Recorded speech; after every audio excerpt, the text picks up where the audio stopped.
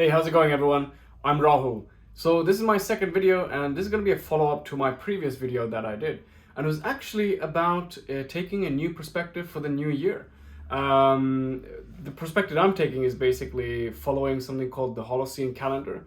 The Holocene calendar adds 10,000 years on top of the Gregorian calendar, 2022.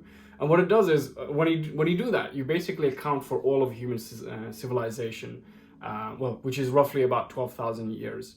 I think this is a pretty cool way to look at our kind of shared history, because it actually brings to surface all the other civilizations that were around before the year 2000, 2,000 years ago. And this calendar was actually proposed by a gentleman by the name of Cesare Emiliani in 1993, I think it was, or 1993. I need to figure out how to actually say this properly. But it was, in the early 90s, and his suggestion was that we should all actually use this calendar, the Holocene calendar, because it's universally more relevant for more people, and it also represents the time when humans started to build around their surroundings for the first time. And I think it's a pretty cool way to look at it, because when we consider our time here right now, 12,000 years since the dawn of man, civilization, all that, leading up to the 1222, this moment right now, I think it makes sense. It just puts a better perspective without distorting our understanding of our shared history and whatever might have happened before.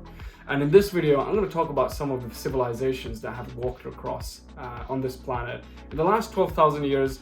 I'm not going to touch on anything that's last 2,000 years, because generally it's pretty well covered, but 10,000 years before. So if you look at it from the Holocene calendar point of view, right now it's 1222, not 2022. So 1222, I'm going to talk about the year 0 all the way to the year roughly 10,000. So let's get started.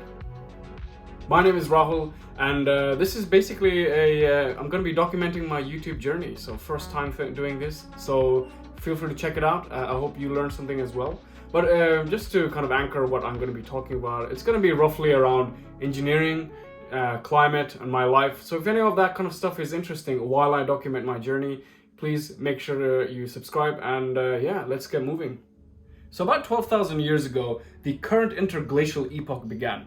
And that basically made a huge transition into humans. The hunters and gatherers were able to basically form little settlements amongst themselves, something never done before. It's almost like comparing our planet, for example, which is within the Goldilocks region. So it's not too hot, it's not too cold, it's just right for our planet, and allowing water to be around and allowing life to actually flourish.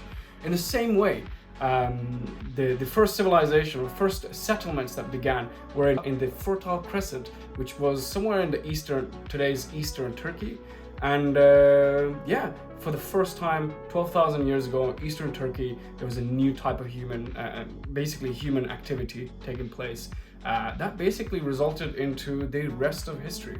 So the Göbekli Tepe is the first example where our ancestors joined together for the first time and went on this largest construction project of all time, never seen before. This was done about 7,000 years before the pyramids were built, 7,000 years ago. A huge, long time ago. And in today's time, the structure might not be considered that big or that tall, which is about 6 meters in height.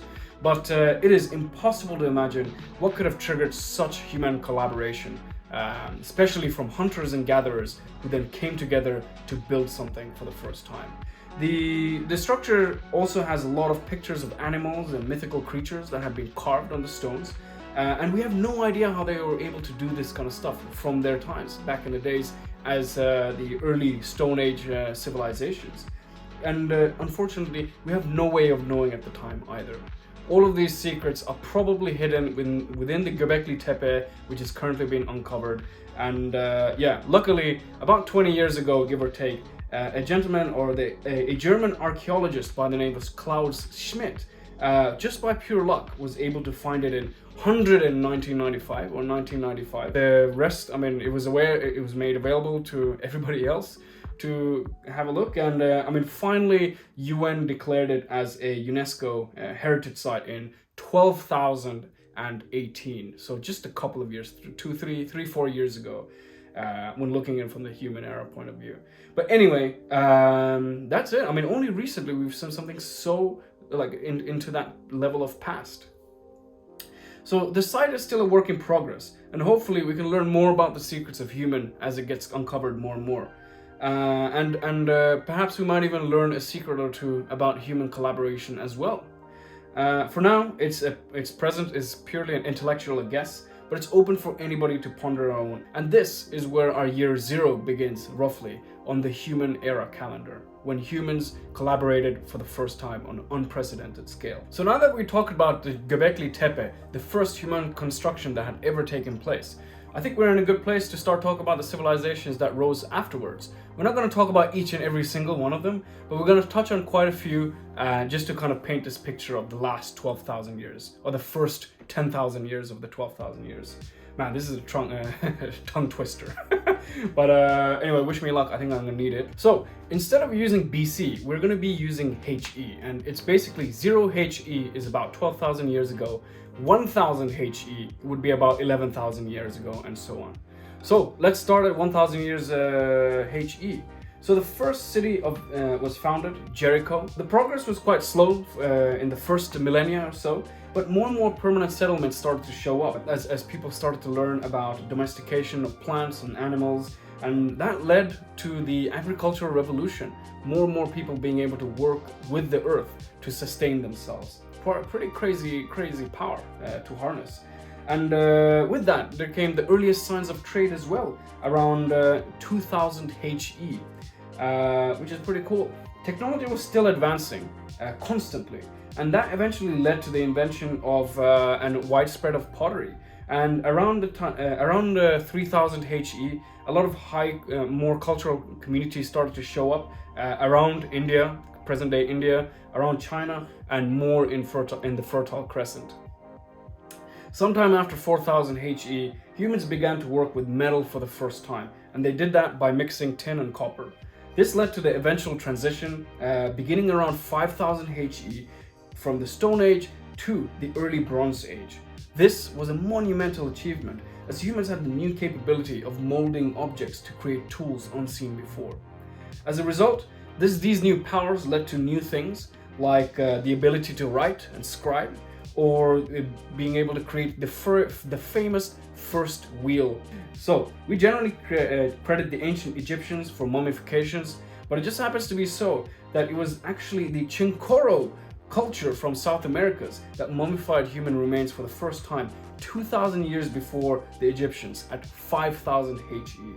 As more and more time passed by, more civilizations showed up and walked the earth. By the year of 7000 HE, we had quite a few people around the world. We had a total of 30 million people walking the earth at the time. And yeah, that's about, half the population of UK, give or take, maybe 10% of the US, give or take. And some of the familiar civilizations that we know that walked around the earth this time, 7000 HE, include the first dynasty of China. The Stonehenge was built around Britain in this time. Sumerians in Mesopotamia, Minoans in Greece, the ancient Egyptians, and also the Indus Valley. So by 8000 HE, more and more high cultures started to show up, and each with their own intellectual works of philosophy, history, art, and literature that represented their cultures. One of the earliest surviving notable literature is the Epic of Gilgamesh from the ancient Mesopotamia by the Sumerians. Soon after, around 8000 HE to 9000 HE, the late Bronze Era ended in violence, where all the Bronze Age, except for the Egyptians, were wiped out from the face of Earth. And this was the point in time where a lot of the progress stopped in some parts of the world. But then elsewhere, the Hindu philosophy began to form its roots in the ancient India, which eventually led to epics such as Mahabharata and Ramayana that further explore the human condition through intricate storytelling and philosophical questioning. So at 9500 HE, so about 2500 years ago, what we consider the Western culture began, where the Greek city-states beat the Persian invasion, which ultimately triggered their golden era. That was ended by Alexander the Great at 9700 HE, where the Greek city-states were joined together as the Hellenic Alliance. 9800 HE, Rome destroyed Carthage and became the dominant force of the world. 9956 HE, Caesar was murdered and the world population at that specific time was roughly about 300 million people, which is about population of US, I think population of Indonesia as well, I could be wrong. But yeah, 300 million people. And yeah, not too long after, we arrive at the year 10,000 HE, which is the current place where we start to mark the human history. Fast forward to 12,000 HE, humans have walked the moon. We've harnessed unprecedented powers of orchestration of human might, curiosity, intellect, and engineering, leading to a world unimaginable to our ancestors. There you go, and that is basically the human era. I think appreciating the human era, all of human kind of, I guess, history since this dawn of civilization, it's quite good. It's quite a cool thing to be able to do as people, because we have the power to look back and appreciate everything that might have happened, that led to the moment that we are sharing here today, now, or I guess that now will be in the past based on this YouTube video. And let's be honest, this is the greatest story of all time. It's our story, and we should be able to cherish it in its full magnificence, right? And I think it makes sense to look at the point of the world from this Holocene calendar point of view, 12,022, you can see over there. By being able to do that, I think, yeah, maybe I've certainly found my internal monologues change a lot more since I've been like, oh, okay, human civilization, I'm part of 12,000 years. I've just had more positive kind of outlook in life. So I guess maybe the last question to ponder on is, what kind of mindset shift must have taken place 12,000 years ago at Göbekli Tepe, where humans constructed this project for the first time, and were able to put their skills or put their efforts and might together to create this structure? We don't know. We have no idea what must have triggered them. But then I have another question for today, which is, what would actually happen if we collectively, 8 billion people, it's just a random radical thought, but 8 million people were able to appreciate the 12,000 years of civilization history that we collectively share? What if we can actually appreciate that together? Where would that take us? We don't know, but I think it's worth asking these questions, you know, especially in a time when we can actually ask these questions. So there's nothing, it's not gonna harm anybody. If anything, it's hopefully gonna put us in a position where we can inquire and ask ourselves fundamental questions on what it means to be a human. And there you have it. That's basically, I guess, a little dash or a little bit perspective of the greatest story of all time, our story. I hope you liked it, and I hope you have more to think about this as well. But in the meantime, happy 12/22, and I hope to see you in the next video. Ciao.